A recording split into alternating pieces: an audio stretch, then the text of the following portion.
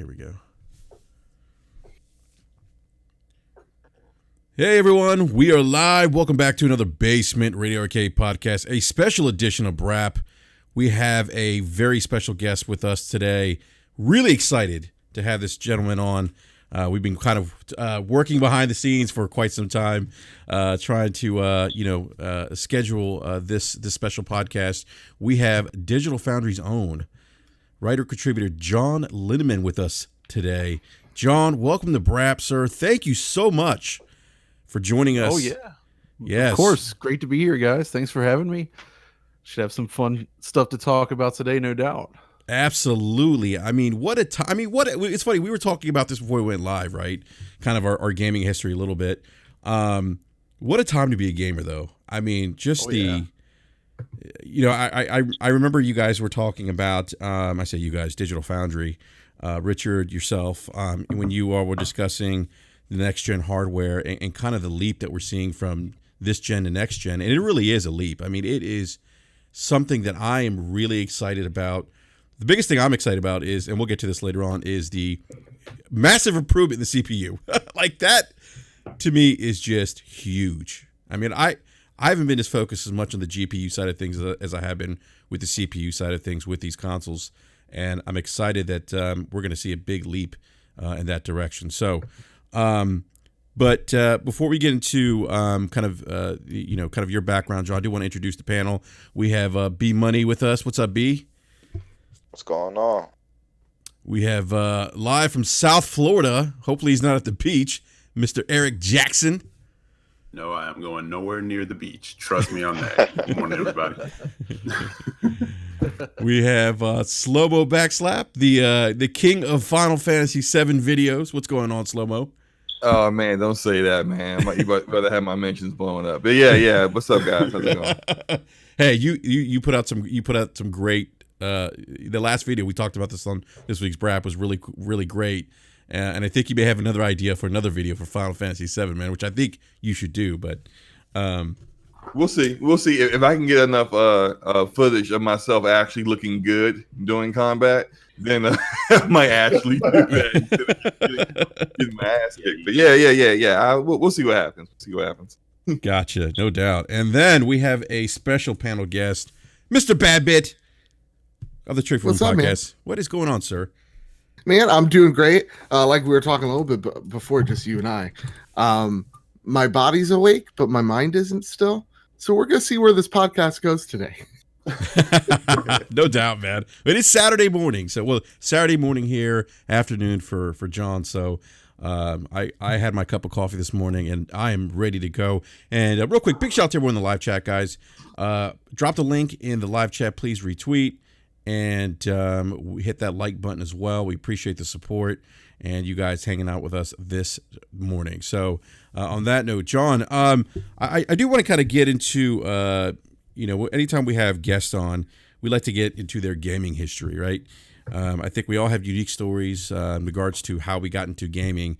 But what got you into gaming? What was your first gaming experience? Oh, geez. I mean, I'm sure it was... First gaming experience was probably something in the arcade or NES, playing Super Mario Brothers, something like that back in the day when I was quite young. But, the first time I was really, really into it was some of the later NES stuff when the 16-bit generation came around, especially the Sega Genesis. That was kind of my preferred platform, although I love the Super NES just as much, just about. So it was around that time period where I was really getting into games, I think. To the point where I'm even recording soundtracks with a tape player and stuff like that, off the TV, and I was really into this stuff back then. You know what's interesting about soundtracks? There are so many memorable soundtracks, at least for me during that time. And I think about The Legend of Zelda, right?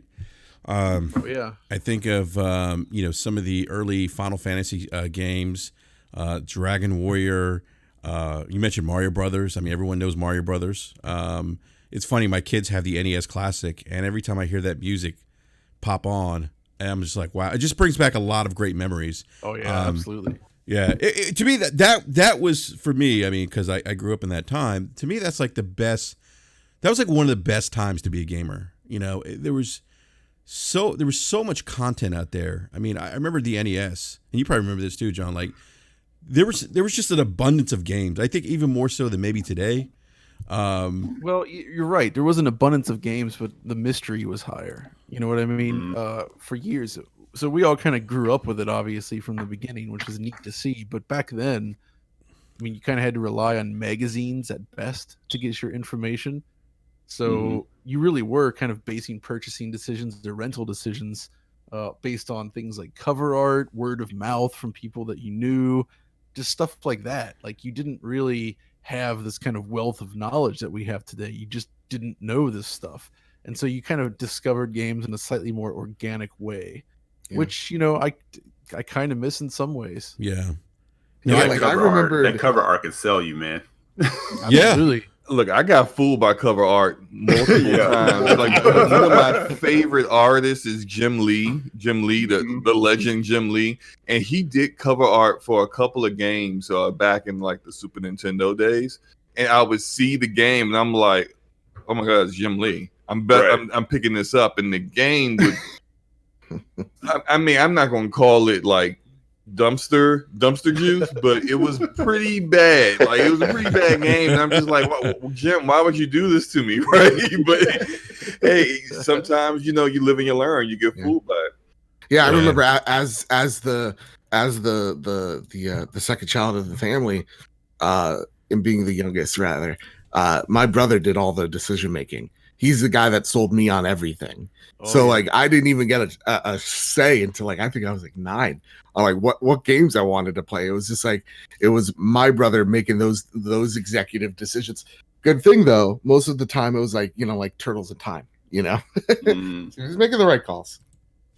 Yeah, that you know, it's funny. Like the magazines, we used to go through the magazines. I remember like thumbing through Nintendo Power, and like we would see a game, like, oh my God, look at the graphics, right? And that's how we bought the games. It's like we saw the box art, or we saw the graphics in a magazine, and that's what made us like we would huddle around as friends, look at these magazines, and that's how those were our purchasing decisions. And the funny thing too for me is like we would like amongst my group of friends, we would say, okay, you're gonna buy this game, and I'm gonna buy this game, and then we'll play it, and then we'll trade, and blah blah blah, because we couldn't buy everything, right? So yeah, for sure. So and that's kind of how we would game share. And John, to your point, it was very very organic. And I miss those times. I miss that because it was, you know, there wasn't a lot of that noise, I guess. And I think sometimes over information. That's just showing my age, probably. You know, I'm sure people that are younger than me are like, oh, there's no such thing as too much information. But we're not as bombarded with information about games. That's true. And it was interesting as well, because I think in the mid 90s, I started to play a lot of PC games. I got really into the PC as it was growing up, and 3D accelerator cards started showing up. And back then, you know, things like demo discs were big, or, you know, even with slow internet, you could still occasionally download maybe a 20 megabyte demo. It would take hours and hours and hours, but you could actually do it. And that was another way to discover games. Like you'd see something mentioned, and you could actually go out there, grab a file from the internet, find it on a demo disc, and you actually get to sample it. And that was also exciting at the time. Yeah, that was very exciting. And you know, it's funny. I remember the demo disc. Like I think about what was the Xbox magazine? I forget what it was called. Oh yeah, OXM. Yeah, they used to do the demo disc. And I think did EGM do demo disc too? I don't remember. Yeah, I don't think EGM had them.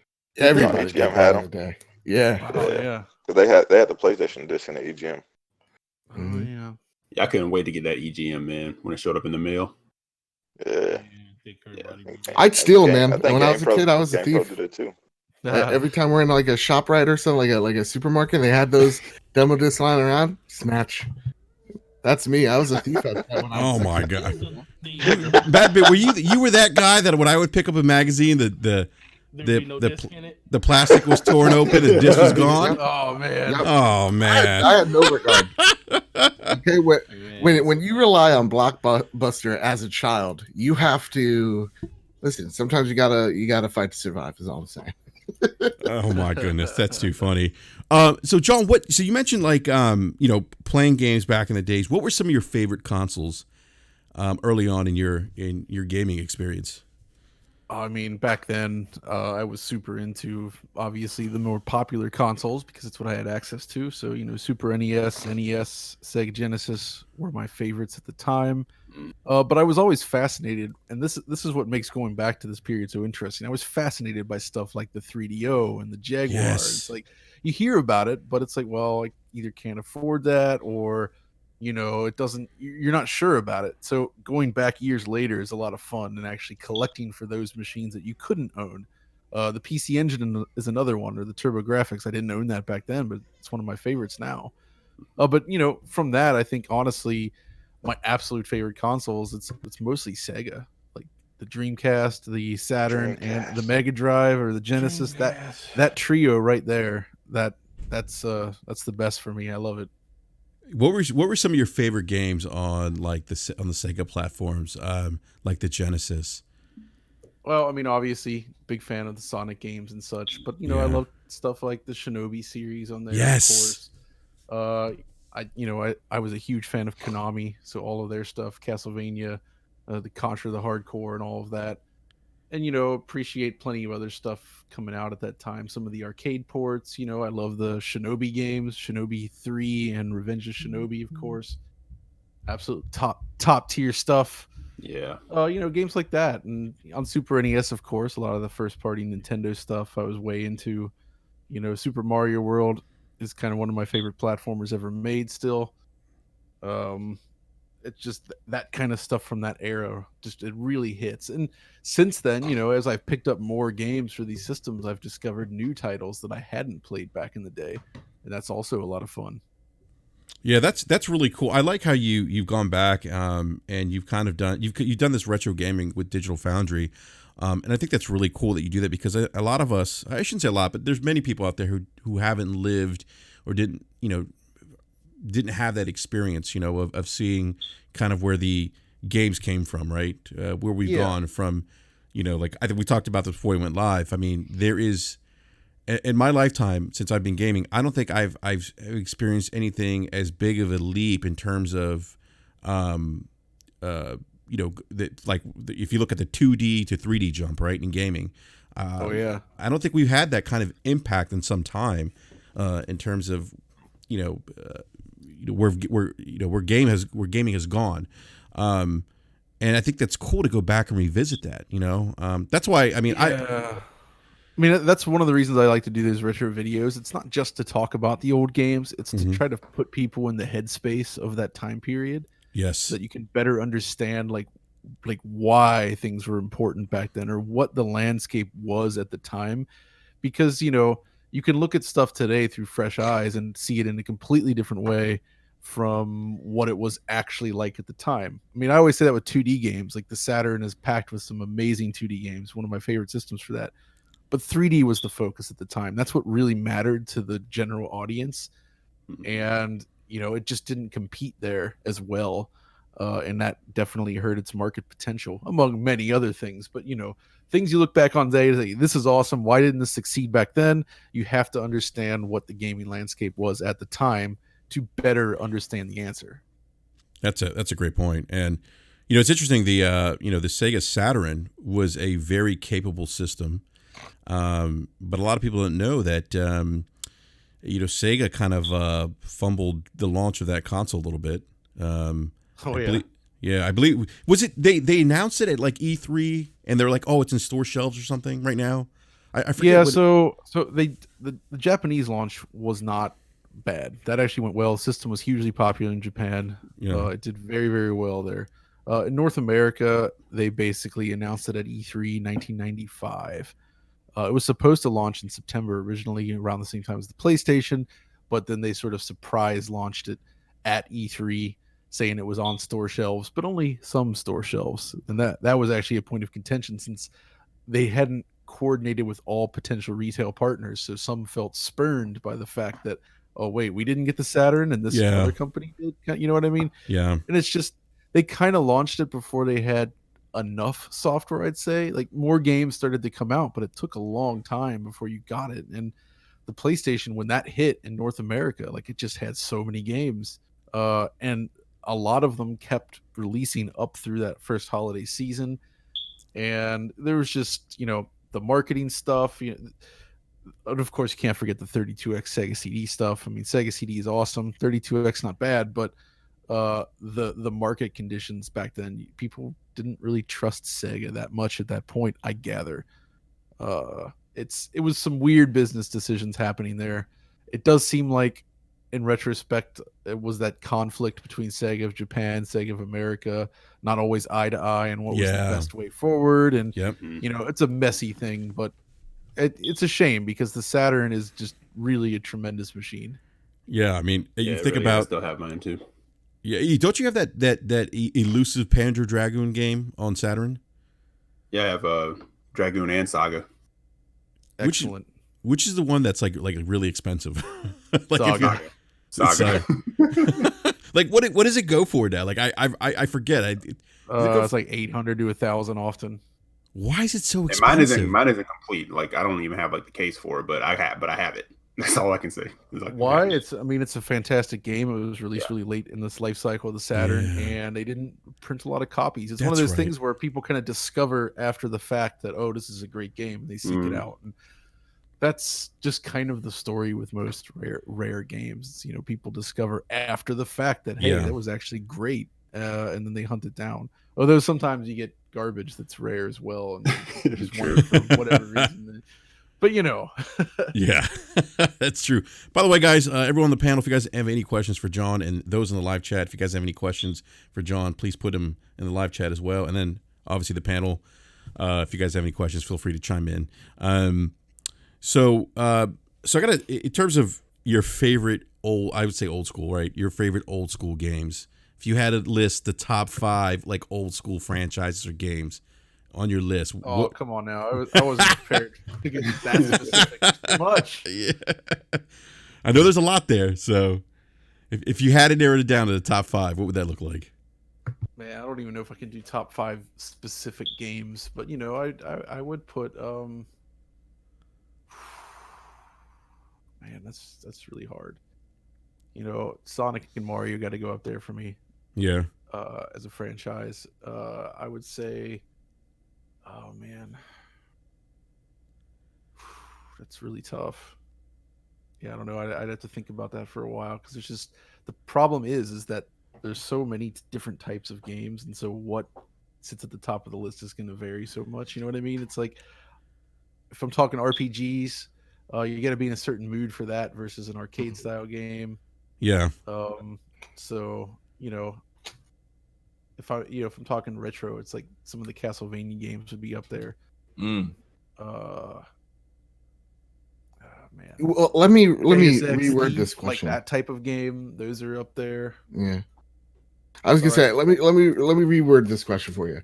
All What right. is the best retro game? Why is it Star Wars Master of Terrakasi?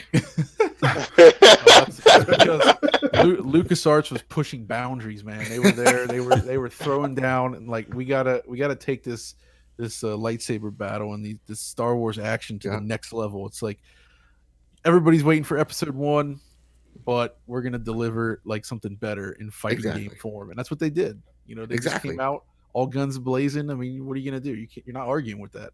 Like if we're talking best Star Wars games, I mean, there's nothing better than Knights of the Old Republic. So I mean, just after Masters of Terrakasi, of course. right after. It's a very, very, and maybe it's just the headache that I'm still like kind of like reeling from last night. But I really only have fond memories of that game. I remember renting that from Blockbuster, man. Oh. It's the Soul Calibur of its day. Yeah. Yeah. That's the one. Actually, that's the one Star Wars game I think I played. I have to think about it now. I didn't play that, but I will agree with you. Oh, the one you haven't played. Okay, I thought it was like the only one you play. I'm like, oh man, you're cheating yourself out on a lot of things. Yeah, no, I haven't played it, but I will agree with Slum. I think Knights of the Republic was probably my favorite of the Star Wars video games.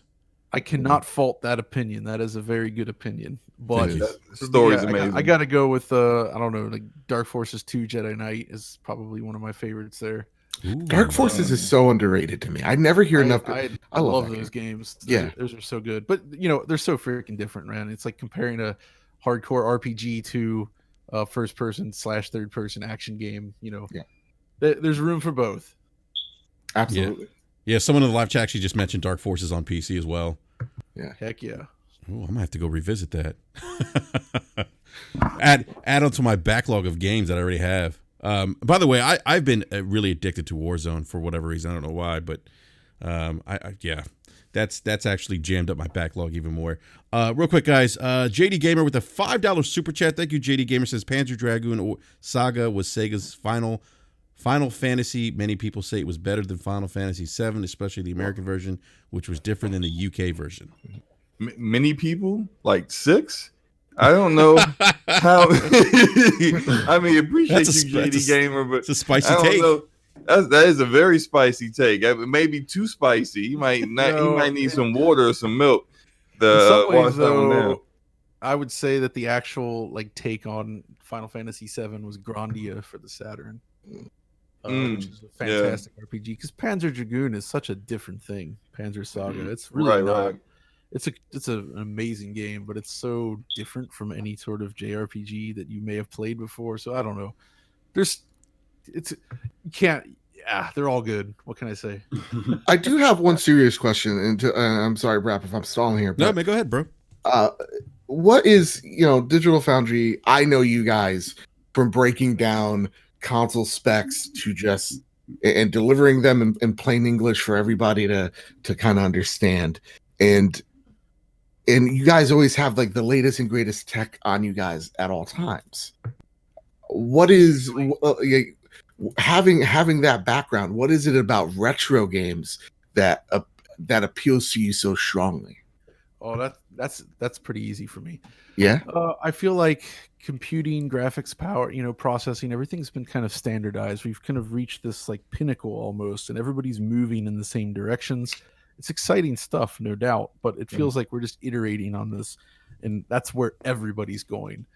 What I find so fascinating about retro games is the restrictions. When you were designing games for these machines back then, there was so many restrictions, just limited memory. The entire way of rendering a scene could be completely different between two pieces of hardware. Mm-hmm. So when developers would say, hey, we're going to do this game and we want it on these machines or something, you would totally end up often with not only a different product, but different teams working on it. And I just think it's really interesting to see how developers would tackle problems. That's why I was so fascinated early on with stuff like the Quake port to Saturn, Quake 2 on PlayStation, because developers taking a game that is just beyond the scope of the platform, sitting down and figuring out, all right, how can we translate that to this very different piece of hardware that's really not designed to work the way that game is designed to work. And the result is what I love, just studying and understanding that stuff. And as the new generations show up, even you get to PlayStation 2 era, you look at those machines, they all have very different strengths. There are things you can do on a PlayStation 2 that the Xbox and the GameCube are terrible at, and vice versa. And seeing how developers exploited that and the way they came up with clever ideas and just completely designing new things themselves from the ground up, and at a time also when we hadn't quite reached the point where middleware and third-party engines were that common.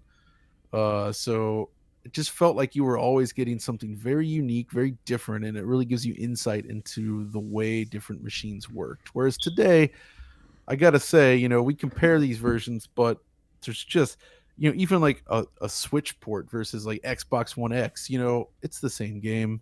There's obvious big differences in terms of things like just graphical fidelity, frame rate, stuff like that, but it's still using the same fundamental rendering pipelines, and it's the same engines, and it's the same code. It's just adjusted to work on a lower power machine. And it's interesting, but it's not that interesting to me, which is why I typically like to focus more. When I look at the modern stuff, I try to look at what the developers are doing that's new, interesting, fascinating, highlight that stuff, because just PS4 versus PS4 Pro, it's not that exciting anymore. It's the same thing. It's just slightly improved. It's not, so that's why I think retro stuff's so interesting. Yeah. I mean, that's the one game that it's like, I think limitations wise, the only one I could think of maybe this generation, it's like a slight maybe, would be like Breath of the Wild, how that game handles a piece of hardware that isn't, blowing anyone's socks off, but is still able to deliver something so beautiful, something so groundbreaking, even though it does have those limitations. I bet you're thinking of the Switch, but I'd say look at that Wii U version of Breath of the Wild, and it gets even Ooh. crazier because that thing is I mean, that can barely compete with the 2005 Xbox 360, right? So yeah, Breath of the Wild is a good example, and if you look deeply at it, you really understand what they're doing to circumvent, the limitations, and it's super fascinating. Like that game has like complex physics in it, like the fire spreading mechanics and all kinds of other stuff. But it's just very clever design, really smart usage of the resources. So that is in fact a great example of a game that kind of rises above the hardware. John, I remember in us talking about the current techniques and what you're seeing when it comes to current modern games and what you guys are comparing. I remember seeing a Digital Foundry video not too long ago where you guys were talking about next gen and how you were updating tools and looking at different ways that like currently right now when you see a comparison video, you're going to see a couple of standard things. You're going to see talk about resolution, whether it's dynamic or native, or where it sticks at, or does it fall in certain areas, and frame rate. But it seemed like you guys were talking about updating your tools to kind of look at more standard things next gen, because that's just going to be very basic and so what at that point when it comes to Series X and PS5. So like what tools or what features in games are you guys going to be looking at for next gen? Well, okay. So first of all, like I said, the main focus for me is about how the games were achieved as opposed to the comparisons, but the comparisons are still important. People are interested. So talking about tools, one of the things we've already done is sort of improve the way our frame rate analysis tool functions. It's more plugin driven now, and we can essentially get real-time frame rate data from the consoles, as opposed to previously it was you would capture the video, input the video into the program, and you'd wait. You'd get the results. You set up all your graph and everything using XML files, and then you'd export that out. And it's like, a 10-minute video might take an hour and a half of your time to sit. You can't do anything with it. You're just waiting on it. Or now we can actually get that stuff in real time and immediately drop it into Premiere and get the results. So in terms of actually getting frame rate data, the key here is that unlike before, we can just kind of capture everything. You know what I mean? So that gives us, because the problem is when it's like, okay, you got to do the frame rate analysis. It's not like people want to sit there and watch like an hour of that, right? Like that's no fun. So you're trying to go through and find the spots that make sense to talk about. And it's a lot easier to do that if you just have all the footage handy. Because usually I would make a mental note like, oh, okay, I definitely saw an issue here, or this was bothersome. And it's like, I got to scribble that down and then remember to go back and capture it later to do an analysis on it. Now I can just kind of have that captured as I play, and just the data's there now. So it makes it a lot easier for me to get the data into the video. And then on the resolution side, we haven't really figured this out yet, but I would like to find some other way to visualize the difference. And it's all very up in the air. Like, I don't know. You know how for like HDR, there's like heat maps and stuff you can use to kind of see things. Like I envision something like that. Some way to visualize like the perceptual difference between different versions of the game. Because right now we're dealing with the whole mix of things. You've got the dynamic resolution, you've got reconstruction techniques, you've got AI upscaling, you've got all this stuff combined, temporal anti-aliasing. When you put all that together, just saying it's this pixel count, it doesn't matter anymore. You know what I mean? It's like the end image doesn't matter. It doesn't look like that anymore. So it's kind of meaningless to say it in that sense. And also in terms of like pixel counting, like if all we did was pixel count, it would be easier, but it takes a lot of time to get those results, like searching for that. And it's just, in the end, it's not really worth it anymore. You know what I mean? It's like the data isn't that valuable because what you're seeing isn't doesn't really look appreciably different. So there's got to be a new way to talk about resolution, maybe to like let people better understand like what they're seeing, because what you see in your TV is most important. And so I don't yet know how that's going to work out, what we're going to come up with. For now, we're still discounting pixels, but we'll see what we come up with. Yeah, I could definitely understand that, because I just built my PC probably about maybe 8 or 9 months ago, and I used to think that, hey, like, of course, higher resolution, you're gonna get a better visual.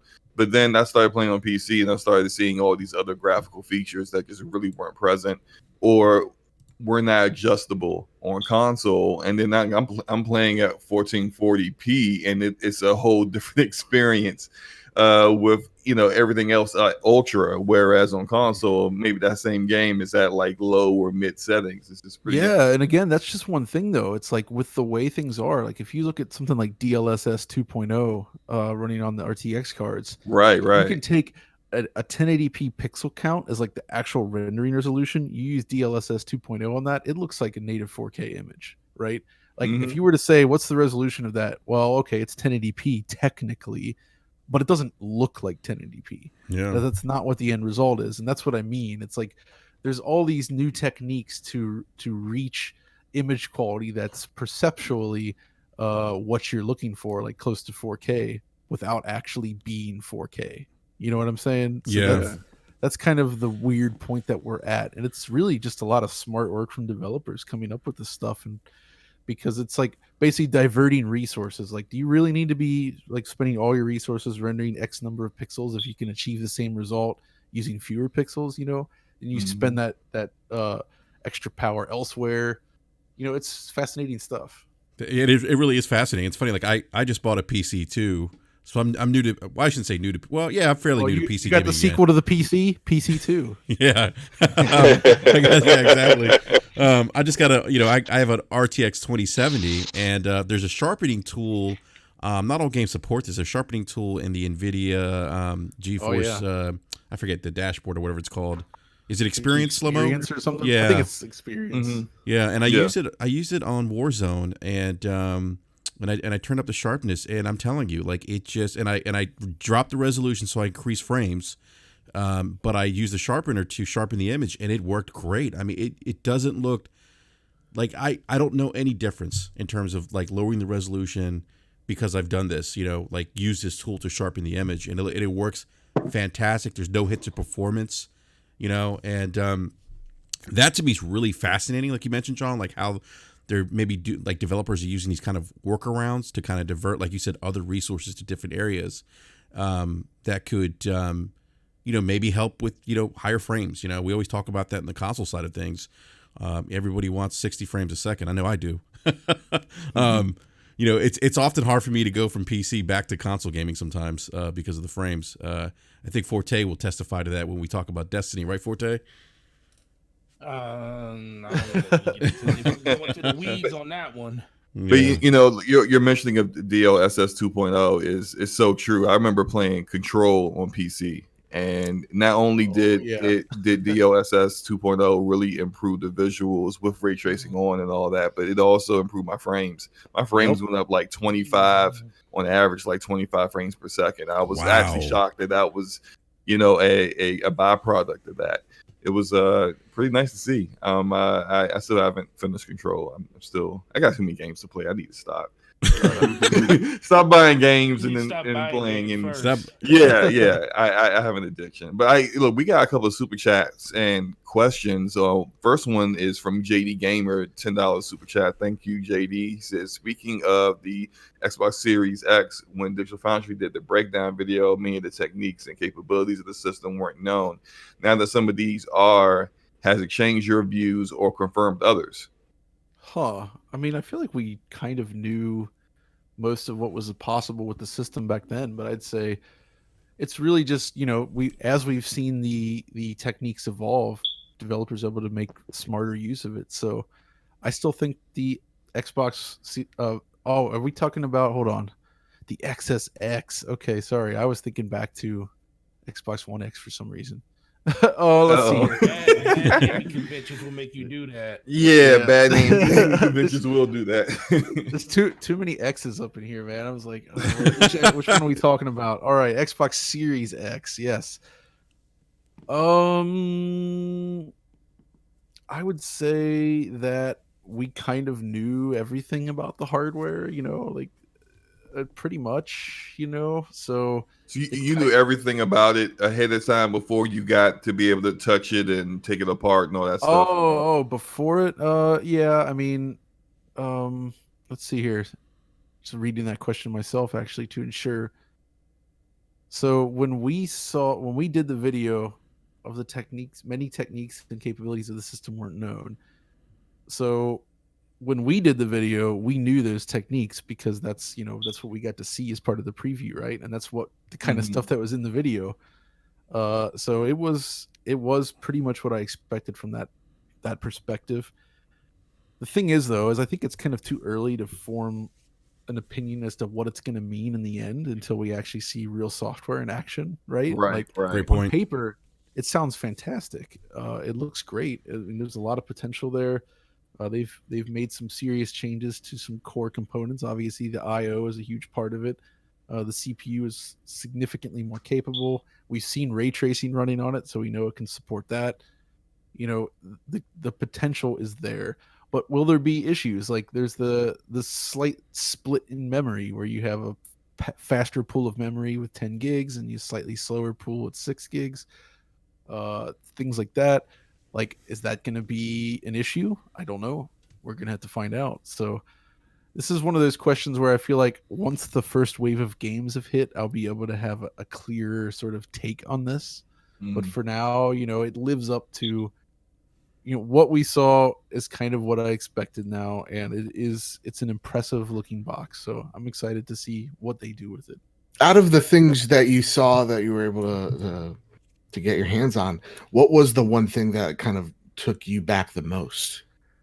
Took me back? Yeah, like impressed with or excited for. Oh, okay. The weirdest one actually was their HDR technique that they're using to do. Okay. They're using like machine learning techniques, kind of based on what was done in Gears 5 and some other games on there to bring HDR to games that were not designed for HDR, right? Yeah.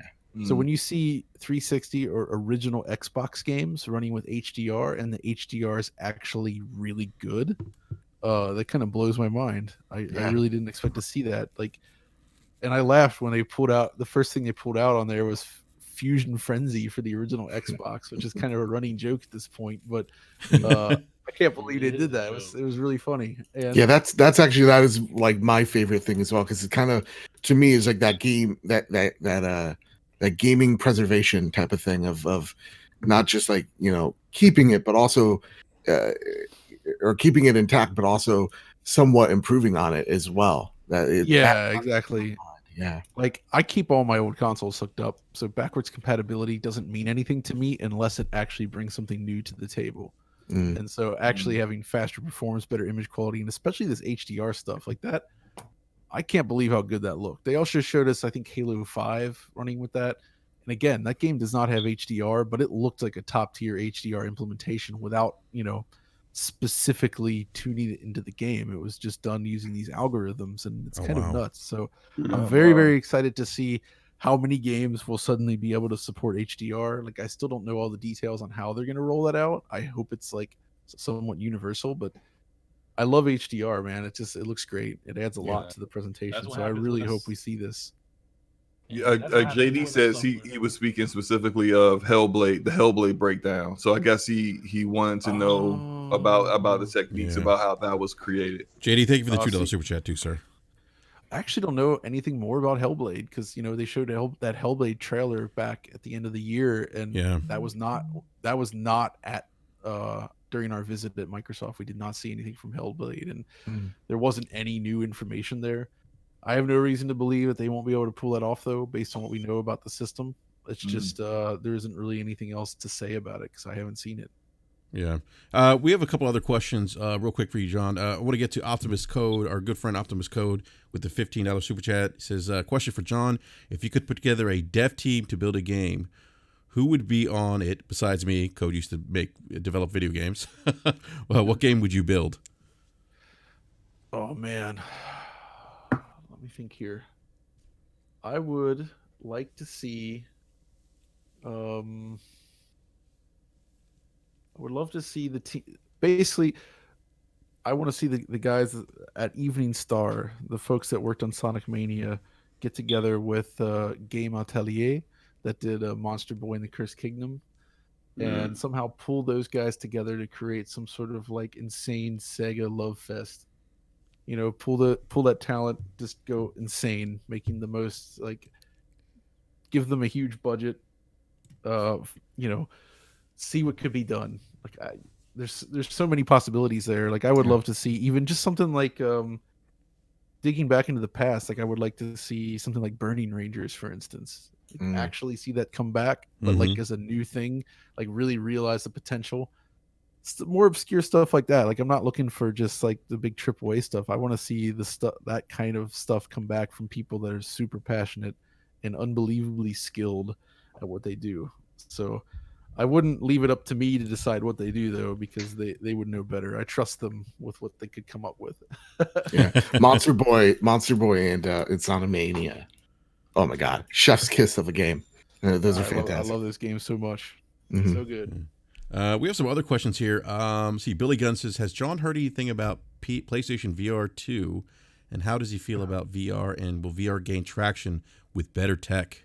Good question. Oh, geez. I have heard zero things about PSVR 2 other than like the stuff still floating around. Like, I guess like the patents and whatnot. Yeah. Sony hasn't said a word, so I don't know anything there. Because of that patent thing that was thrown around, I do hope that if they were to build a second generation PSVR, I would hope that the main focus, well, there's two things. The main focus should be on the hand controls. They need to match PC. It needs to be parity with that, because the Move is terrible for VR. It's really, really bad. I know why they did it, but it doesn't work. It doesn't compare to what you can do on the PC, and it just basically limits what you can really do in VR in a big way. So that's key. And I think they would change that. The other thing is, the problem I still have with VR is the FOV just isn't quite as high as I would like. On every headset I've tested, they're getting better, but there's still this impression you're looking through sort of like a tube, if you will. Yeah. Even the index. The index is better, but it's still there. It's not like this ultra wide FOV where you can't see the edges. I think there was some prototypes around, and there's also like there is some other. It's like I can't even remember the names, like the Y Max or something. I'm blanking on the name, but there is a headset out there that promises a massive FOV that I have unfortunately not been able to try. Maybe that's the one that solves it. I don't know, but I haven't tried it yet. But as a fixed platform, I would love to see Sony try to push that forward as well. I have a feeling they wouldn't, though, just because, cost is going to be so important there. But who knows? Maybe by then it'll actually be more affordable to pull that off. But the main thing is motion control. Needs. Oh, hold on, sneeze coming. I think I suppressed it for now.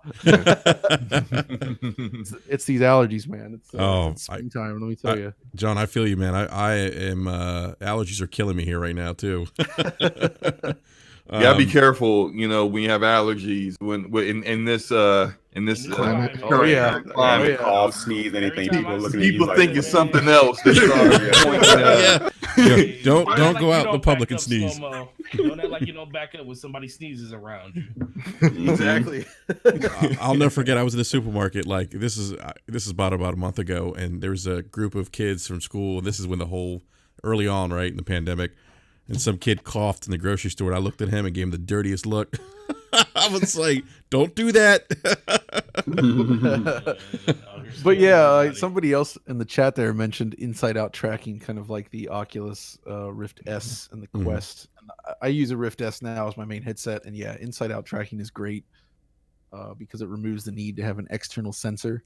And that's key because, setting up like the Lighthouse or the original Oculus sensors, it's not optimal. Yeah. No, it's not. Yeah. It's not. We do have another question for you, John. This comes from Keop 901, I don't know if I pronounced that correctly, says with next gen consoles on the rise, what do you see in regards to PC gaming? Do you see AMD, Nvidia, and Intel integrating SSD on their GPUs? I'm going to say no.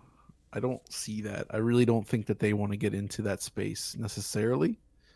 I think we're just going to continue to see, the PC is already doing great in that regard, and the new PCIe standards is now out there, and drives will begin shipping at like the PS5 spec later this year. I think it's just going to be that same natural evolution that we always see in the PC space. And I guess the big constraint there is just, graphics wise, I think GPUs available on the PC will outdo the consoles, CPU wise as well. Like, I think PC is still going to be ahead of what these new consoles have to offer. So I don't think there's going to be an issue there if you have the hardware. Storage could be a real issue if you're running a PC and you're not pushing decent storage. Depending on how these games are made, there could be issues on multi-platform releases. The ones that target could you see starting next gen, now that the newer consoles are all on SSD, that becomes kind of like a minimum requirement for games going, maybe not like in 2020 or maybe even like halfway through 2021, but like further on from that if you're on PC and you're still using a mechanical drive, that like they're just like, no, you can't play this game. Like that's then becomes a part of minimum spec. Like you need to have this, and also you need to have this kind of storage. Yeah, absolutely. I mean, it already is on games like Star Citizen. I think that's going to become the norm, and I think most people running a powerful gaming PC will have SSDs. It's just, how many of them you have and like how much storage space you have, because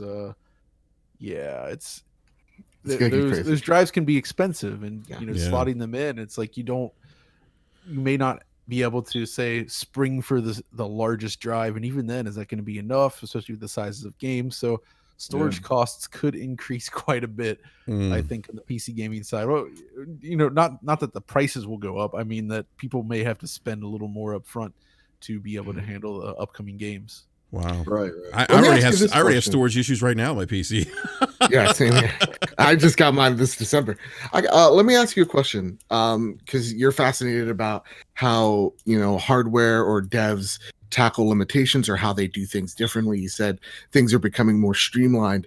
When you take a look at right now what we see of the PlayStation 5 and the Xbox Series X, do you see them doing things that are different? Because the narrative that I see online is, PlayStation 5 is focused on speed, where the Series X is focused on power. And as someone has no idea about hardware, I kind of have to take those narratives and kind of run with them. What do you see when you're taking a look at a PS5, Xbox Series X? I mean, that's basically, you got fans of the system. They see what their favorite company heads are saying about the system, and that becomes their talking points. It's the same now as it's always been. Like, usually when you hear that kind of stuff, the people that are talking about it that way right now, before we've seen any examples of anything, they don't know. They're just they're just fans. They're excited. Right. They want to see what's next. I get it. I can understand. They're going to latch on to what their favorite figurehead has to say. I mean, that sounds a little weird to put it that way, I guess. But that's kind of what it makes sense, John. In general, yeah, it makes sense.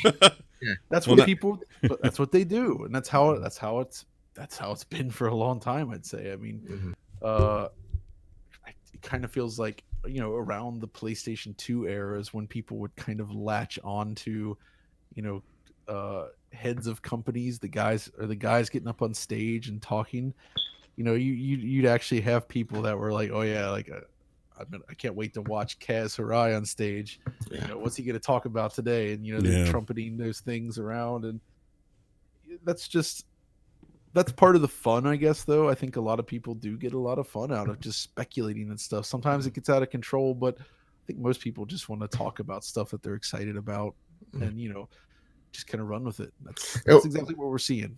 Yeah, I mean, you could even go back further with like blast processing, right? Like with Sega versus Super Nintendo, and like ever since, I mean, well, I'm thinking as a kid, like seeing Reggie on stage going like, "My body is ready," you know what I mean? Like, it's weirdly fun, I admit. Yeah, it is weirdly it's weirdly entertaining.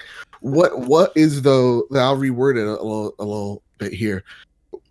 What is the thing you talked about the HDR on the Series X? Seeing what Mark Cerny says or has been saying about the PS5, what is the thing on the PS5 that is exciting you? So the big thing there that I'm really curious about is the audio stuff. Yes, because I love high-end audio, and especially playing with 3D audio. I always love fiddling around with binaural audio, recorded using a binaural mic head, basically. Just the sound that you can achieve in a space. And I really think there's some interesting potential there, what they're talking about. And again, I haven't heard any demos yet, but he's talking stuff that has been in development, discussed around the industry for a long time.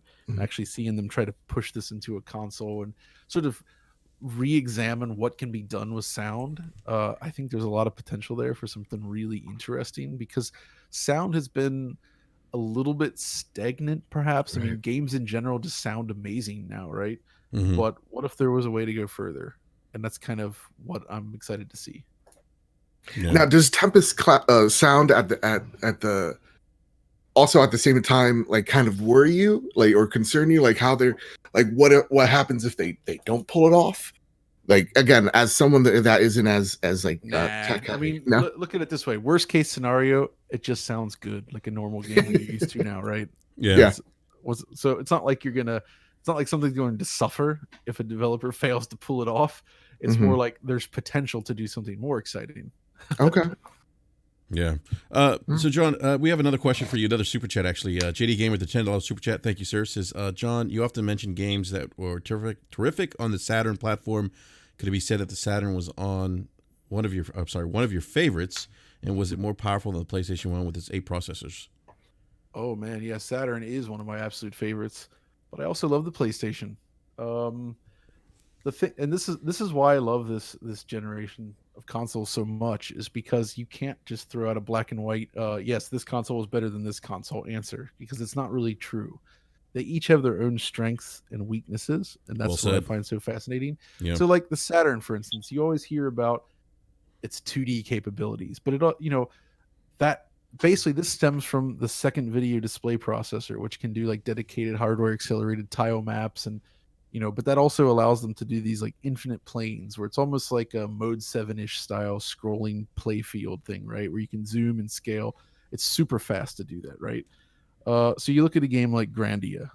The reason that works so well on the Saturn, but less well on PlayStation, is because the world is basically built often on one of these planes. So they would use some part of VDP2, I believe, to essentially construct the ground. And that ground, by the way, would be free of the typical pixel distortion you would get due to the affine texture mapping on PlayStation. So you'd have this solid but fast way to generate the base, your floor, basically. And then you build the polygons on top of that. And it was kind of a trick to achieve some additional speed, but also, overcome some of the weaknesses. Whereas on PlayStation, I haven't looked at this specifically, but in terms of how they do it, but I assume because it doesn't have a function like that, the entire floor needs to be built out of triangles, like the rest of the scenery, which is going to be more demanding on the PlayStation, even though it can throw around probably more geometry overall.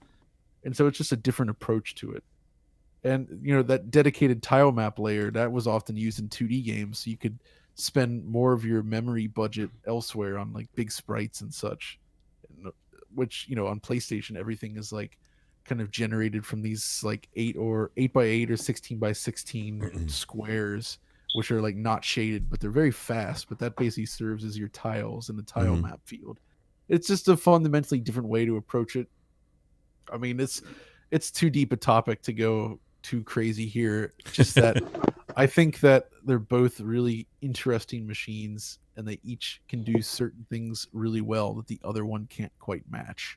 and it really just kind of depends on what type of game was being created. But I love seeing both systems exploited to the max, and it's a shame that the Saturn, it did well in Japan, but by the time PlayStation games were ramping up, like when you get stuff like Vagrant Story, which looks insane on that hardware, great game. nobody was making like high-end Saturn games anymore, right? Like, so what could have been achieved at that point? It's hard to say. Yeah, that's a great point. Vagrant Story was such a good game too. Yeah, I really wish they bring back some of these games, like bring them modern day, like Vagrant Story, Chrono Trigger. I know there's a new Tales of Mana, I think remake or remaster. I think that just came out. Yeah, it's a full-on remake of Seiken Densetsu 3, which was the previously non-localized Super Famicom game. Ooh, which is the sequel to Secret of Mana. I have it right here in my hand. It's interesting for sure. I might have to pick that up. So John, we have another question for you with the super chat here. Face 23 BKNY with the $5 super chat says, John, am I wrong in saying PlayStation 5 is focusing on innovation and Series X is more of iteration? I wouldn't really say that. I mean, they're kind of all innovative. They're pushing the boundaries in the same ways, right? Yeah. It's just it's like they're both pushing super fast SSD based storage. It's just that Sony's pushing it further, and Microsoft's pushing, other things further on that kind of thing, right? They both have dedicated sound processors now, which is great, but Sony's doing a little bit more on that side. So I guess you could make an argument that the PS5 is a little bit more potentially interesting in that way, specifically with things like the sound focus. But I think they're still fundamentally kind of moving towards the same goals, just with their own flavor of it. You know what I mean? Yeah. So I don't think that there's any type of game that could be done on one that couldn't be done on the other, is what I'm saying. You know what I mean? Mm-hmm. Oh yeah, they're both going to the same spot. They're just going to get there different ways. Yeah, honestly, I think both machines are going to be quite amazing. So I am not worried about either one. Now, based on that, John, what would you caution people who may tend to miss the forest for the trees because they get caught up in like the power narrative? And they can't tend to see around that and see that there may be other things. Are you talking about Twitter? I'm pretty sure in John's line of work, he may see some things every now and again. I think people get a little regards to that. So. People get caught up on the numbers a little bit too hard sometimes, especially things like teraflops. It's like, oh, well, this has more teraflops than that, so it's better. But it's really not so cut and dried. Like, just I'll just throw out like a theoretical kind of example, looking at like PS4 Pro and Xbox One X, right? Talking to people, you kind of get the idea that, okay, maybe the tools side on PS4 Pro allows you to do a few things with memory and some other tricks, perform certain operations a little bit more easily or a little bit faster than you could on Xbox One X. But Xbox One X then can kind of make up with that with a little bit of extra hardware power behind it. So in the end, you may have times where the PS4 Pro could actually outperform Xbox One X, even though the hardware is not as strong. And that comes down to, the development tools and things on that side, perhaps, and tricks that can be done on one and not the other, or done in a slightly different way. No, this is all stuff I don't know about on Series X or PS5 right now, so I really can't say there, but that's kind of an example of where you're like, okay, maybe they can do something here. It's a little harder to do on the other side, which might, even the odds, so to speak, which is why I would say, don't look at just like, oh, this is X teraflops versus Y teraflops, and this one is automatically better. It's not always that.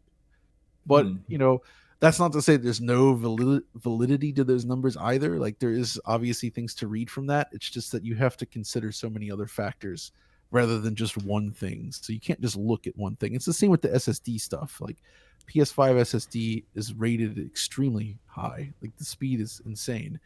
But what Xbox Series X is doing is also quite fast and has its own approach to it. So we can't entirely say one way or another yet. So just basically keep that kind of stuff in mind. That's a great point. John, would you say that Mark Cerny kind of like thinks more outside the box as far as, you know, kind of getting to an end goal where he, you know, kind of looks at different things Well, and, I mean, you know, kind of that's uses different tricks to get there. the thing is, though, is I mean, these consoles are it's the result of very large teams all working together to come up with what's viable, and also working with partners like AMD to design this. So he may have some ideas. He's obviously the chief architect. He's talking to developers around the world, but he's not the only guy involved in this, and it's the same on Microsoft, right? So Right, it's what right. these teams come up with, and I think at the end of the day, they do a lot of research. Obviously, I mean, naturally, tons of research.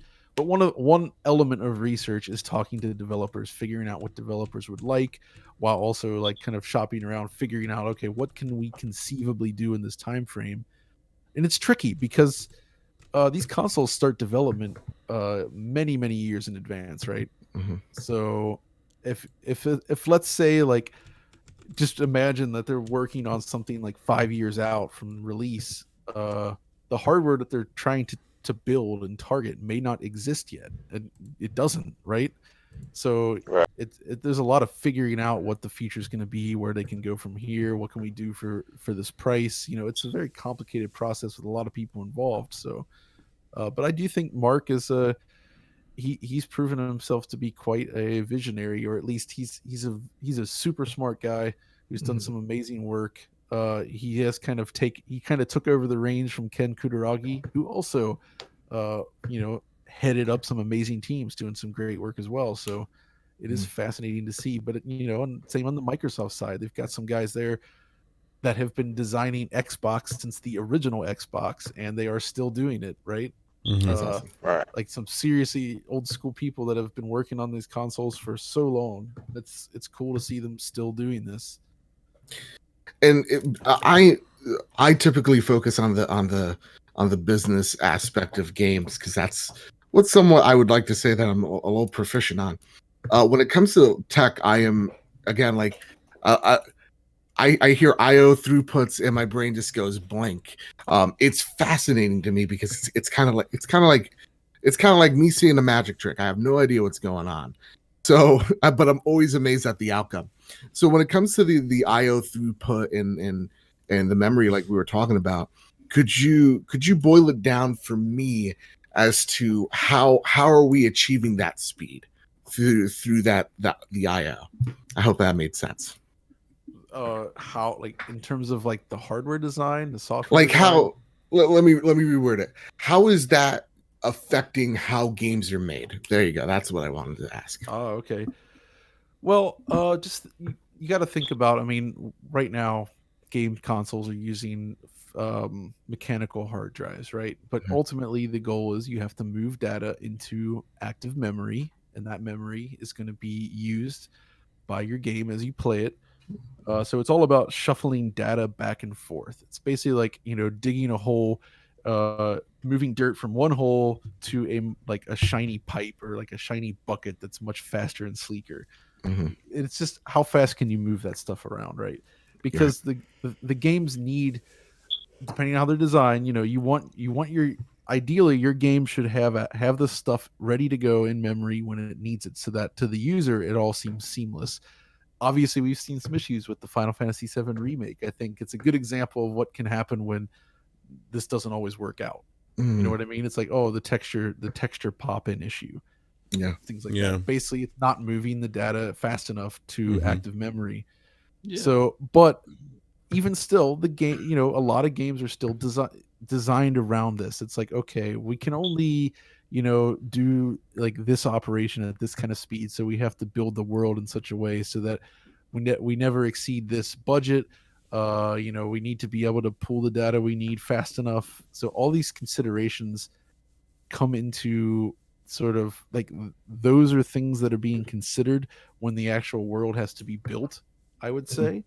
So if suddenly you have access to a much faster storage device, and there's so many other things like this you could do with it, but if you can shuttle that data around so much faster, or directly just sort of like pull it into memory exactly as you need it, like in a just-in-time way, you can kind of just change the way the world is designed. It's like, okay, now I no longer need to put this thing here, or put this or like design it this way because now it's actually fast enough where I can just have this data immediately accessible when I need it.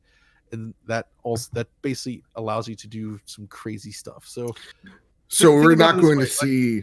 I'm sorry, go for it. No, it's just like you can imagine like things eating into memory, like all the animation stuff and scripted stuff. Like you don't really see a lot of stuff like Uncharted 4 level work inside of an open world game right now. Although you do see some amazing stuff in open world games, of course, but you can really start to do more like bespoke stuff, really complex animations and other just things, I suppose, if it's easier to load all that into memory as you need it, basically. So it can kind of allow developers to potentially make some more ambitious design choices. That's really cool.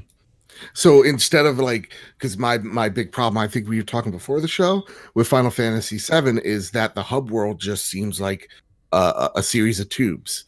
Now we're going to, with this tech, how I'm thinking of it in my mind, is no longer are we going to be running in an environment and you're going to see, textures just pop in randomly, whether it's in front of you or 20 yards away.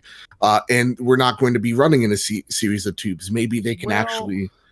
You say that, but I mean, that's also often a design decision, right? Like, right.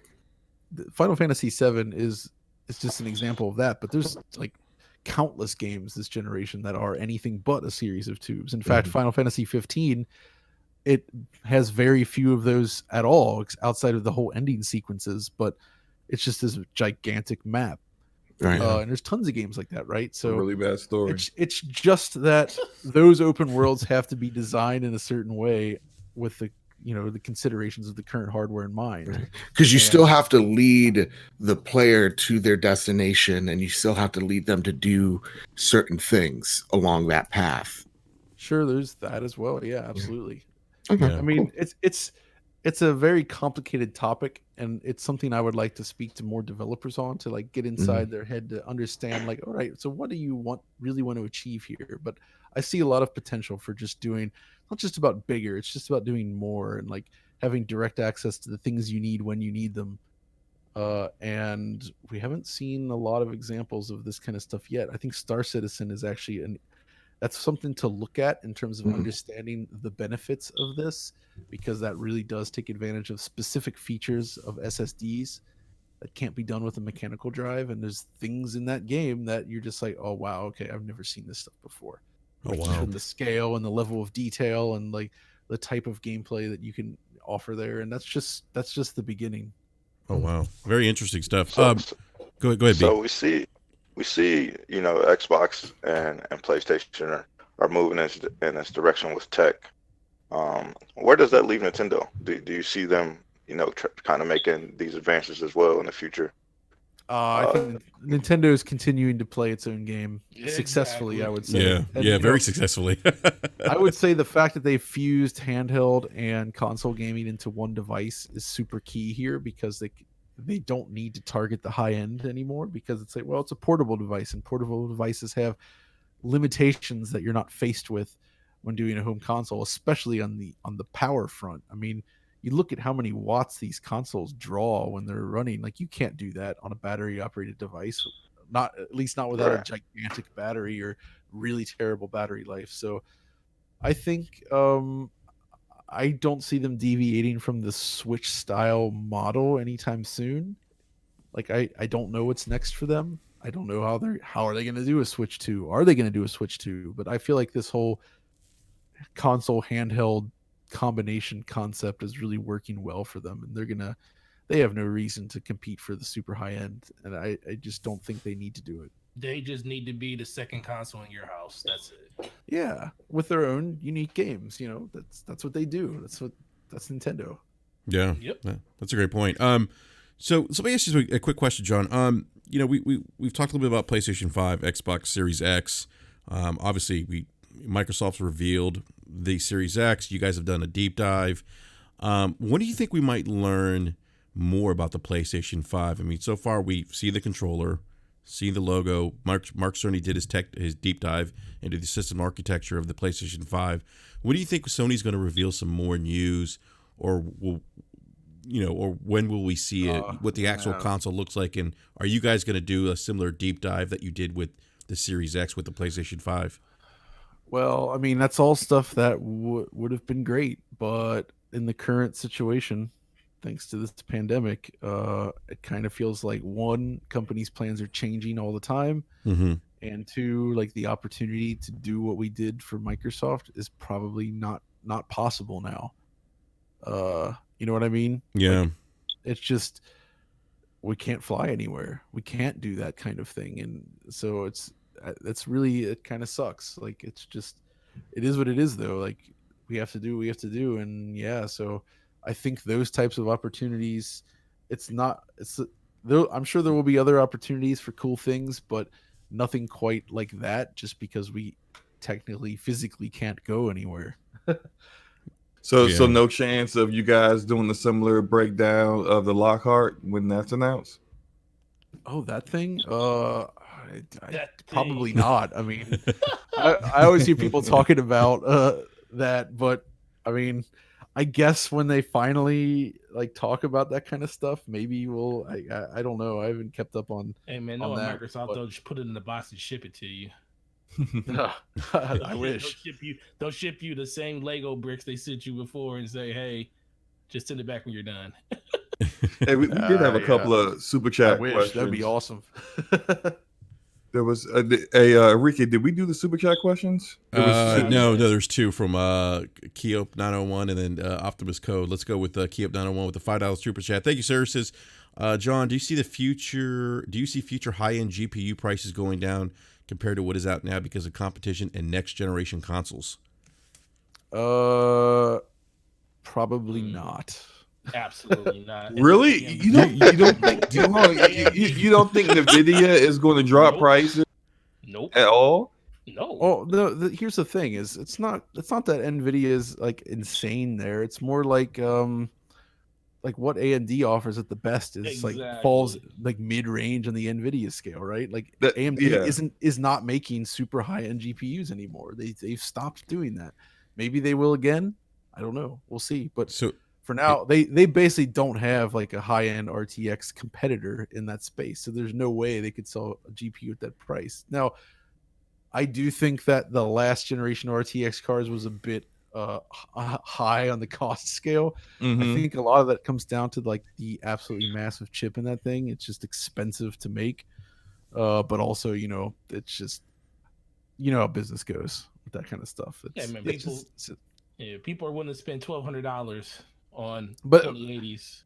at the same time, I mean, they got a decent amount of backlash as well for that, so maybe it'll change. But What was the prices of 1080s when they released? Like 800. Like wasn't it Yeah. like $800-900? The TI. Yeah, it was $899, I think. Yeah.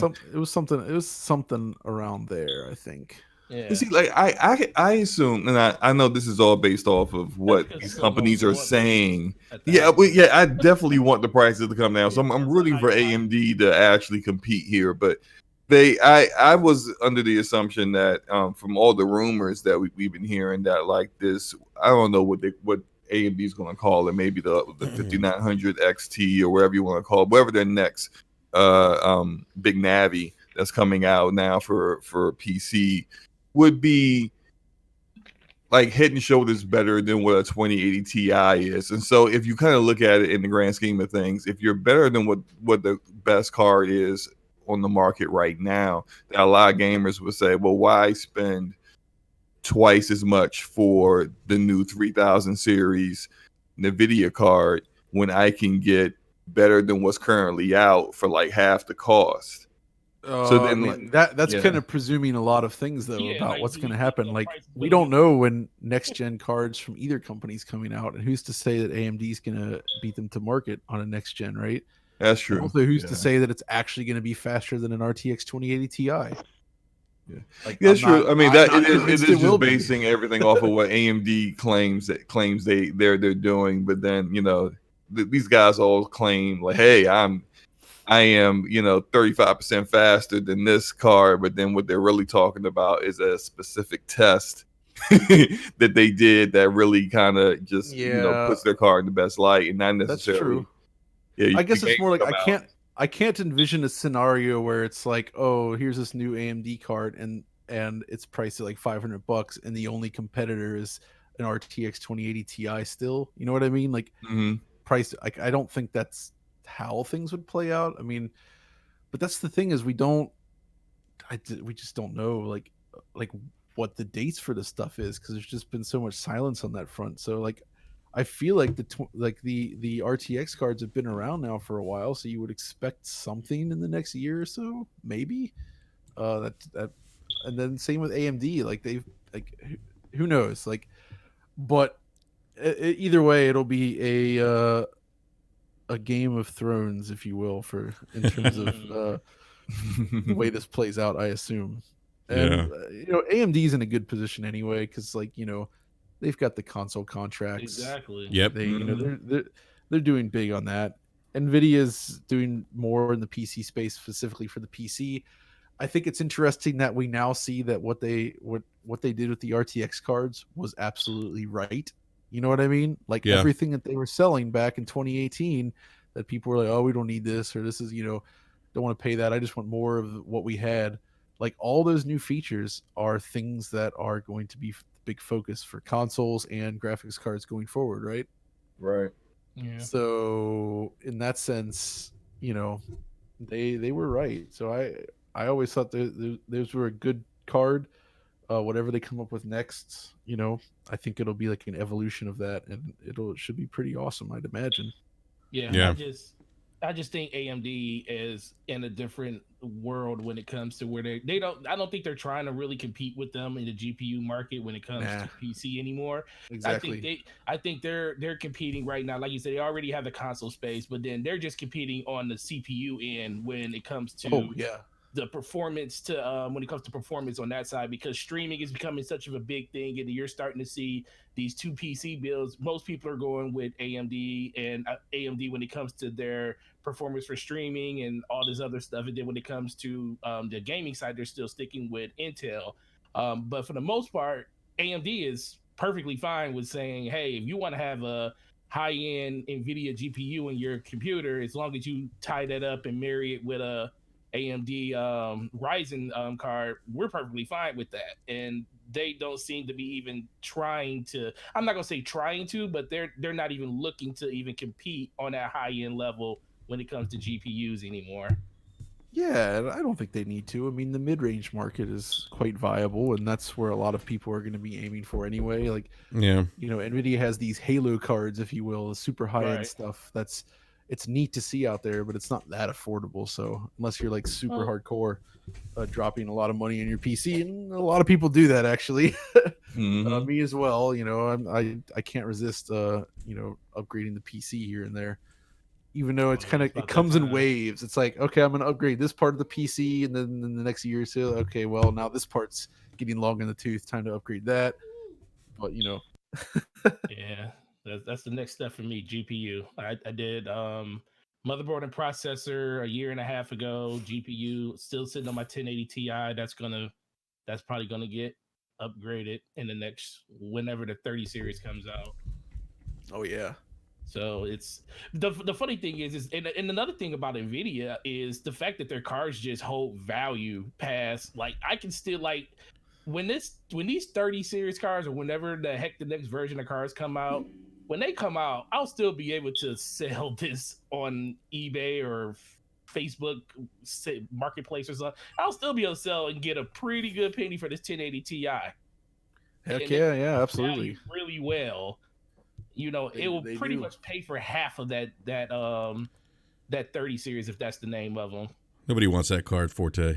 You want it because it's better than 27. That's why you mad. I wouldn't say you are right in that it definitely will be. You can definitely sell that used for a good a good price. Yeah, absolutely. But half, I don't know about half. Sir, when a 3080 comes out, listen, it still goes for $600 to $700 online right now before the 3080 comes out. And when the 3080 comes out and it's $1,200 to $1,400, you still will probably get $700. I don't think so. We got guests here, man. We're not about to get into this today. You guys are talking legitimate saying. French to me. Yeah. I don't understand anything that's going on. Yeah, I'm that's- hearing numbers and letters. None of them equate to words for me. Well, Yeah. it's the usual Forte saying things that he can't back up and aren't true, and No, it then you sounds let like me know that's not it's not true. So. Y'all stay on those 2070s and keep on talking. All right, Say leave, what- hey, say what? leave, Say leave what? our leave our 2070s alone. I got to get to some super chats. I have a 2070 Super, sir. Let's not act go like ahead. that's the same as the 27. Go ahead and run with those cars that take your frame rate as soon as you turn the feature on. That's Oh my god. Okay. All right, we're gonna get to some super chats. Yeah, John, we like to have friendly banter back and forth about our GPUs. Happens quite a bit on the show. Our good friend Optimus Code, the $5 super chat, has a question for you, John. Says, "What's the most graphically impressive game you've seen on any platform?" What happened? Oh, do we lag out a little bit? Hey, John, can you hear us? Yeah, I can hear you now. Okay, cool. Okay. Oh, okay. The question was, what's the most graphically impressive game you've seen on any platform? Like ever? Yeah, ever. Jeez. I know Crisis. it's so broad. Crisis. Crisis. I mean, Bring it back. something like Star Citizen is up there for sure. Mhm. That's just absurd looking. All right. But it's not really finished per That se. game's never going to be finished. So, I mean, it's quite playable now. But man, see, It's a loaded question. it's a loaded question. It's also tricky because it depends on what you're looking for, right? Yeah. Like, it's if you say, yeah, I probably. I mean, if we're just looking at this current generation of consoles, like the one stuff like Doom Eternal stands out, Death Stranding stands out, Yeah. stuff like that, where it's just like they look so unbelievably gorgeous. And it's really hard to crown a winner because obviously if you're targeting only high-end PCs, you have an advantage there, right? Right. So we'll Ghost see. of Tsushima, the trailers we've seen, That does look good. that oh my god, blows my mind. Yeah, it looks great.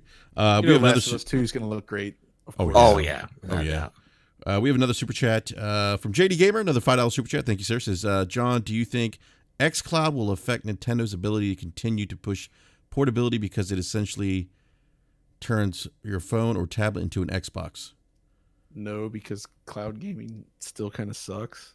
No, no, it's more like based on my own experiences. Here's the thing: every time I use the Switch in portable mode, it's because I'm like going somewhere, like on a plane or like a place where the internet connection is unstable.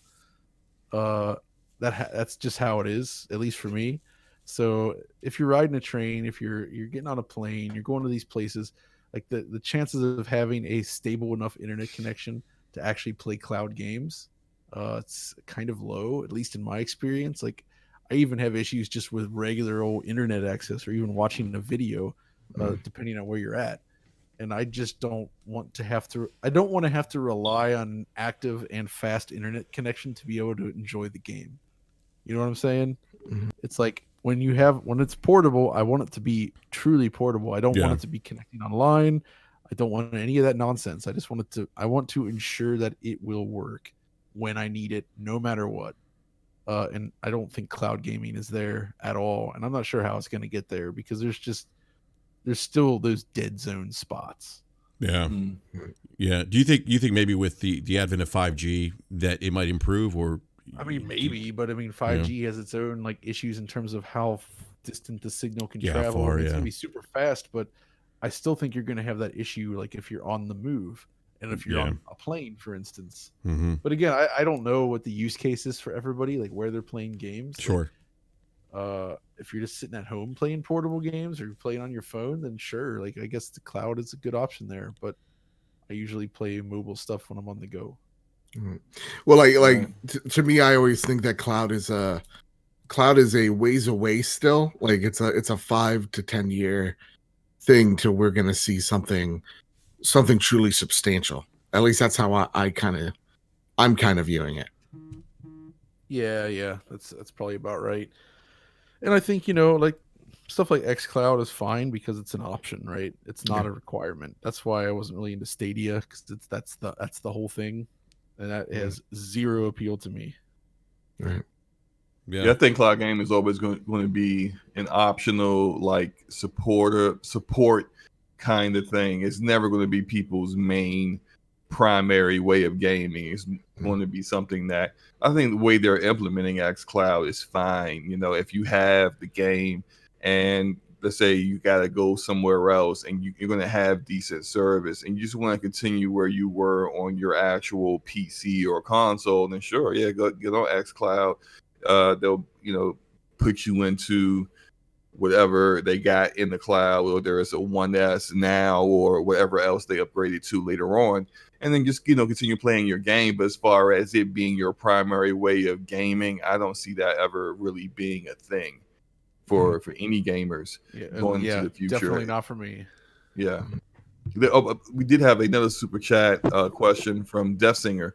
$5 super chat, and thank you, Death Singer, for that. Question for John: will Xbox use the full DirectX suite, including DXR? Also, will they be the only ones using it? I mean, we know that DXR is part of it, DirectML, stuff like that. I mean, I assume that it will be using the full suite of DirectX tools. For the most part. I don't know for sure on every detail there, but I'd imagine it will.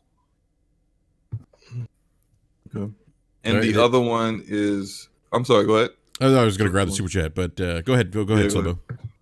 Oh, yeah. I'm saying the other one is JD Gamer, $5 super chat. Rumor has it that AMD is developing a NVIDIA killer and that they've mentioned returning to the high-end GPU market level very soon. Any thoughts on that? That's something I was kind of touching on because that's the kind of the rumors that I've seen. Big Navi. Well, let me ask you this: when was the last time a such and such killer actually killed the thing it set out to kill? It never does. It never does. We've seen Halo killers, we've seen Fortnite killers, and they all like just don't kill anything. Get killed. Yeah, they're like. The fact is, like, even if they have like a super high-end, ultra-competitive GPU, they're not going to kill NVIDIA. It's just going to be another competitor, right? Like, Yeah. it's like, it's good. It's good for everyone. And that's how to cool that thing. Maybe that'll actually drive down prices overall. Yes. You know what I mean? It's like, that's exactly where I was getting at. That's all I want. I don't expect it to beat NVIDIA's best card. I just expect NVIDIA to go, oh, people might actually buy that instead of us. Let's drop the price drop like prices. $300. That would be wonderful for me. That would be wonderful. Yeah. Yeah. You know. Yeah. Yeah, hey, John, I have a question for you. Because you talked about PCs earlier and the next generation consoles that are coming up. I think you said something like the current PCs are okay. I think I forgot what what you exactly said, but there's been a lot of conversation about like what would a GPU equivalent be for these consoles for PC? Like, you know, are there GPUs in the PS5 and the Series X on par with like I don't know, 2070, 2080 Ti? Well, if you remember in that video we did on Gears 5, we got to see that benchmark thing with literally like 2 weeks of work done. Yep. The Xbox Series X kind of pinged in around 2080 level. Yeah. I assume, you know, again, that's like super early work, so possibly a little bit more than that you could squeeze out of it. So it seems like GPU wise, they're probably kind of roughly around that level, 2080 Ti kind of level. Do you think that would be consistent for like pretty much the majority of the games that come out for it? Oh, I mean, the thing to always keep in mind is like, yeah, okay, let's say that both systems are at this 2080 level, right? Mm-hmm. Okay, that's hardware that's been around for a little bit. You go back to 2013, you look at PS4, you look at Xbox One, and you look at what's in those boxes, and then you look at the best games that have been released on it visually, and it's just like, I can't believe that they were able to achieve this on that hardware spec, right? Like, those are using like old netbook GPU or CPUs basically, and like, you know, not super high-end GPUs for the time either, but developers have done so much with it. So you ramp that up to like a 2080 level GPU, and massively improved CPU and the storage and stuff, and it's like the, you know, suddenly you just like lifted the lid here. Things can go so much further than we've seen. So I don't think we have any idea where things are going to be going necessarily as far as what the limit is. So that's why I'm excited. It's just when you consider what's been achieved with what we already have. It's a great point. There's a lot that you can expect. Yeah, that's a great point, John. That's the one thing that really excites me about this current gen consoles coming up. That when you look at the body of work over the last 7 years, you look at games like The Witcher, God of War. You mentioned like Gears 5, Death Stranding. I mean, like or Horizon. I mean, the Decima engine stuff. Yeah, I mean, it's phenomenal. Like it's amazing what they were able to accomplish with, like you said, that notebook, CPU, the Jaguar CPUs, right? Yeah, like exactly. And now it's kind of like you're right. Like the lids come off. And let me ask you this one question before we wrap up here, John. Actually, I have two questions here. Have you heard any developer feedback about these consoles, like things that they've said to you guys that, hey, we're really excited about A, B, and C, or have they given you kind of any inclination? And maybe you said this earlier, but what they're looking at in terms of gameplay design. And then the second question would be, if you had to take a stab at it, what do you think the price point for these consoles will be? Oh man, so I mean, I don't have too much on the developer side, just like inklings of stuff that everybody seems pretty excited by it. They feel somewhat unchained by it, especially with things like the SSD on both machines. Like that removes a huge burden. Mm-hmm. Basically it's going to take a lot of pressure off in some areas that were previously difficult. I mean, there's going to be new bottlenecks, of course, but yeah, there's plenty of excitement there. So people are very happy, from what I gather, with the new machines. That's the general consensus. Price, man, that is, I mean, if I had to guess, I feel like I would imagine like Series X would be around $499. Okay. And I just don't know how they're going to get there, but I feel like Sony strategically would want to go, like I feel like that $399 price point was so big for them. Yeah. But can they do it? Like that's even $499 for the Series X is like pushing it. Like I just don't know like where they're targeting right now. I feel like a $399 $499 split again would make a lot of sense, but again, these machines are more expensive to build than the PS4 and Xbox One, from what I can tell, and there's just a lot going in there. So I can't imagine them doing like $599 and $499 or both over $499. I mean, that's feasible, but that seems insane to me. Yeah, but maybe they have no choice. Like, who can say? So be prepared. Yeah. I think Forte thinks the Series X is going to be $599. I think it's going to be $499 across the board for both consoles. Yeah, I agree with that. I think $600 for a console is. I think you're in no man's land where you get into 3DO world, PS3. It's like. Could I ask one more question before we head out? It's actually Ice Dragon super chat, if you don't mind. I got time. It's fine. Yeah, we actually have another super chat before Ice Dragon. So let's. We can hit all the super chats. No problem. Okay. All right. Awesome. Support these guys here. It's nice for them coming out. So. Let's go with Death Singer, who said with a $5 super chat. Thank you, sir. Says, John, is DirectX only available for Windows, Xbox platforms? Also, do you think devs will focus more on getting at least 60 frames per second in their games? I mean, DirectX does seem to be pretty much Windows and Xbox on other consoles like PS4. You see devs doing like the GNM or GMN, whichever way that is. And then, Vulkan is also an option, and there's the NVIDIA API on Switch as well. There's plenty of APIs, and Vulkan is amazing. So I don't really think we need to have DirectX on those other platforms. But yeah, so I think DirectX is pretty much a Windows Xbox thing. I think, but who knows? Maybe I'm wrong on that. But that's that's from what I know off the top of my head. That seems to be right. And then I do think, well, the 60 FPS thing is weird because I do think we probably will see more 60 FPS games. But at the same time, I actually think the introduction of ray tracing could mean more 30 FPS games again, because it's like I don't think you're going to be hitting 60 FPS with like advanced RT features on these machines. Like I just don't see it. So maybe some things. It just depends on what the take up is on that. I mean, ray tracing is really important, I think, but it's expensive. That might kill a few narratives we've heard. I just PC for the win. Yeah, I just think that PC for the win. The reason I think that's going to be probably more the focus is because you can actually show ray tracing where 60 frames per second is a feel of the game, and unless you experience it on a higher end PC or games that actually run at 60 frames per second all the time, you don't really know what you're missing. And that it's an interesting point. I've thought about frame rate a lot with games. People say, like, oh, the casual games players, they don't know. They don't care what the frame rate is. But I'm not sure that's true.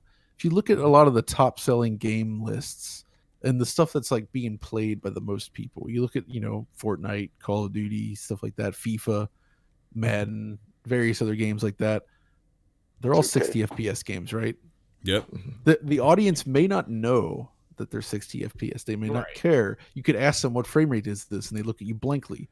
But what they do know is that the games that they're playing, somehow they feel better. They feel good. That's why they're playing them. They like the way these games play, and that helps make them popular. And I think that subconsciously, at least, like, frame rate actually does play a legitimate role there in terms of making a game feel better, and the audience picks up on that even if they don't understand why. Yeah, I agree with that 100% because I do think that has a lot to do with it. I'm just in the mindset of thinking, like, when it comes to them putting out marketing for these games and stuff, they don't talk about that aspect of it. It's about what the game is and how it looks, and that's the looks that they actually go for in a game. But in the end, if the game feels good, that's why the game is great like it is. That's true, yeah. So that's the biggest thing for me. Like, when I go from, like, I play Destiny pretty much on every platform, and when I go from PC to console, I feel like I'm walking and I feel like a slog at that point. And it really speaks to just how bigger and better the development side. I'm not gonna say better because consoles are just holding it back a little bit, but just how much more care was put into that PC port to let you know that, hey, everything is completely different in this game. And I know Brad can talk about that. When you play Call of Duty, if you played it on console and you go play it on PC, especially if you have a PC that's capable of running in ray tracing, you get the best of both worlds, and it just feels amazing. And there's nothing that's even close to that. And I think they look at this like, okay, well, we can only hit one facet of it. We can hit either the look of the game or we can hit the feel of the game. And that's where I think that's where the compromise with console has always been. And I think a lot of people are hoping that with these new systems that compromise is a little bit more down the middle versus leaning one way heavy or the other way heavy.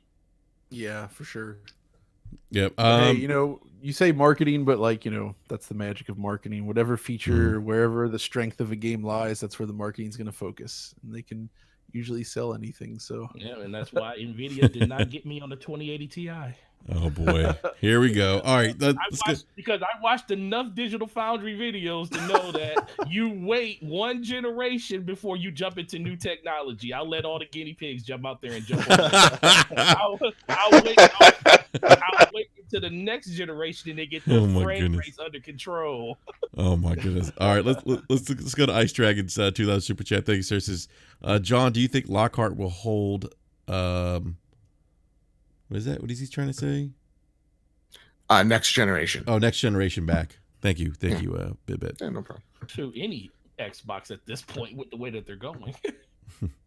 Yeah, that's really hard to say. Like, I don't know enough about that thing other than the rumors to really say one way or another. Well, I mean, go off the because they're saying they're supporting regular, like, basic Xbox all the way through the next couple of years. So even if we don't know anything about the Lockhart, we know what is out there already when it comes to Xbox One X and Xbox One X. How are those going to affect the Series X over the next couple of years? Oh, I mean, I definitely think if you're targeting, like, last gen kind of hardware, it could definitely hold things back for sure.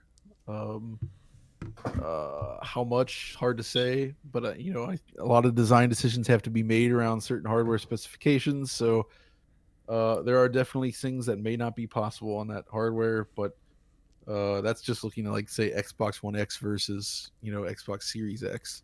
So in that sense, yeah, I do worry a little bit about the slower hardware holding back the more powerful stuff. But we'll see what happens. Hard to say yet. Yeah. Yeah, we've talked about this a lot. We've had our good buddy Optimus Code, who used to be a game developer, actually mentioned that he thinks in terms of design, like you just mentioned, John, that potentially there could be some compromises made, right? With supporting some of the weaker hardware, and that you throw PC into that too, right? We don't know if the minimal specs for PC are going to change, but when you throw PC into it, you got to think about that as well. For sure. Yeah. So. We have another super chat for you, John. This is a $5 super chat again from Keop901. I hope I'm pronouncing that correctly, by the way.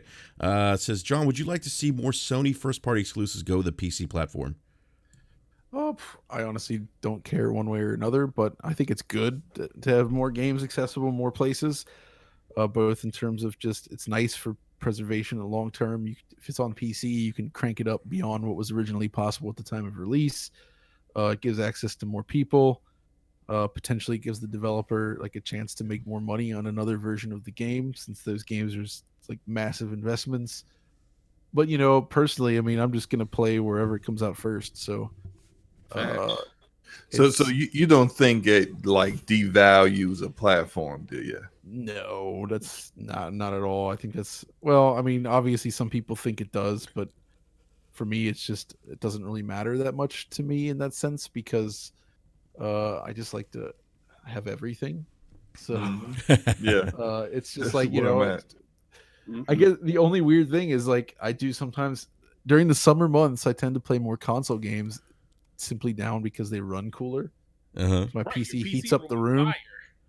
Yeah, I mean, the PC is, when you got like the 16 core and a CPU running in there, that thing pumps out some heat. Yeah. CPU's like the sun, man. So using that all day, it warms up the room. I know It's not. My wife came in my room one day. It's like, why it's so hot? Yeah. Exactly. So that is so true. Like when I'm on PC, like it does warm up the room. It's funny that you said that. Yeah. Yeah, it really does. That's hilarious. We do have one more super chat for our good friend Optimus Code, the $15 super chat. Thank you, Code. It says, shout out to John for all of the hard work they do. The community appreciates your efforts. Salute. So, oh, thank you, man. I appreciate that as well. That's very nice. yeah, John. I like what he just said about the preservation of games. Now I know Xbox has really went down that road with just moving everything forward over the last few years and stuff when it comes to their platform. But that's the one thing I really love about PC. That's why most people that play on PC want those games to come to PC, because of that one reason. Being able to always push those games to their limit when new technology, new hardware comes out. It is really interesting, like you said, like how Microsoft is actually adding like things to the game software wise when it comes to like not ray tracing, but HDR and stuff like that, and all that stuff making its way over to other platforms is what I'm really looking forward to the most. For sure. Well, yeah, no, that's a great that's spot on, Forte. We do have one more super chat. JD Gamer with the $5 super chat. Thank you again. JD says, let's stop Xbox Series X will be held back narrative. Any game released in the next 2 years will have already been designed and started before final specs are formed.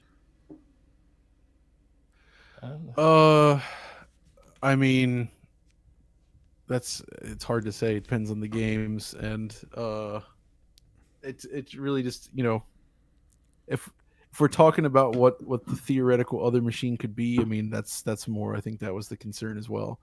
I'm not too worried about that necessarily, but launch games can push hardware in interesting ways that may not have been possible before. I mean, you look at Killzone Shadowfall on PS4, not the best game in the world, but what it's doing visually with the scale and the stuff going on in there, you can't do that on PS3. If they, exactly, and yet that was a launch game, so it doesn't necessarily mean that you couldn't deliver something beyond the spec of last gen with a launch game or early in the generation either. just, there's a lot of factors there. But I think I do think early on it's not going to be. I don't think everybody suddenly has these ideas of how to push way beyond the next gen right now anyway. So I think it's a slower burn. So I'm not too worried about it, to be honest. So we'll see. Oh man, JD Gamer with the $5 super chat. Thank you, sir. Just for you, Brat. The PC will be the lowest common denominator soon. Oh my god. That's okay. I'll let him have his moment here. But we know where games play best, and I'll leave it at that. I mean, it's all right. All you have to say is not my PC, and that's all you got. Exactly. Thank you, Forte. Not my PC, GD game. Maybe Forte's PC, but not my PC. I mean, you just got PC too, so yeah, I got PC too. Exactly. PC, exactly. It might outspec your PC, JD Gamer. Yeah. So, I want to first of all, John, I want to say thank you so much again for coming on and hanging out with us. Very much enjoyed the conversation. Very insightful. Thank you again for your time, and again, thank you for the work that you guys do at Digital Foundry. It is great. It really is. It's so insightful. Thanks. I love the conversations that you guys have. I love the Crisis video you guys had was actually one of my favorite recent videos you guys have put out. Wow, cool. Yeah, because Crisis is one of those games that used to set PCs on fire. Really push the limits. Yeah. Absolutely. Yeah. And, so I love Crisis. So, but thank you again, John. Definitely appreciate it. We'd love to have you back on sometime again soon if you have time. We know you're busy, but again, this has been wonderful. So, and then big shout out to everyone in the live chat. I'm sorry, John. I think you wanted to say something, and I cut you off. But go ahead. No. That's all good. Just thanks for having me on. It was a lot of fun. Absolutely. To everyone listening, please hit that like button.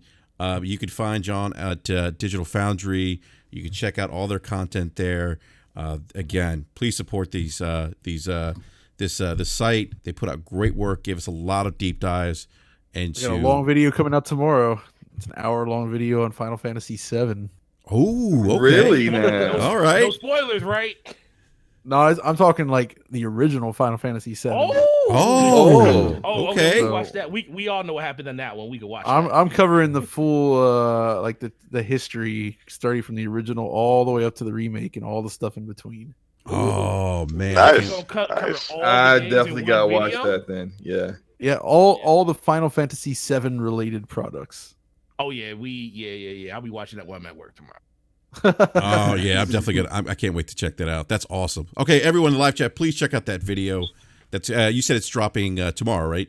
Yeah, it'll be DF Retro video coming out tomorrow. All right, everyone, please check that video out. That's gonna be an awesome one. I can't wait to check it out. Here goes JD gave with another $5 super chat. Thank you, JD. He says, Brap, don't you have a 2070 which Xbox Series X outclasses with no console efficiency taken into account? Anyhow, JD, we'll put your mind at ease because Brap confirmed the other night that he's picking up an Xbox Series X. So, yes, everything's gonna be all right. He's covered. I'm covered. Look, I'm a gamer. I'm covered, so I'm good.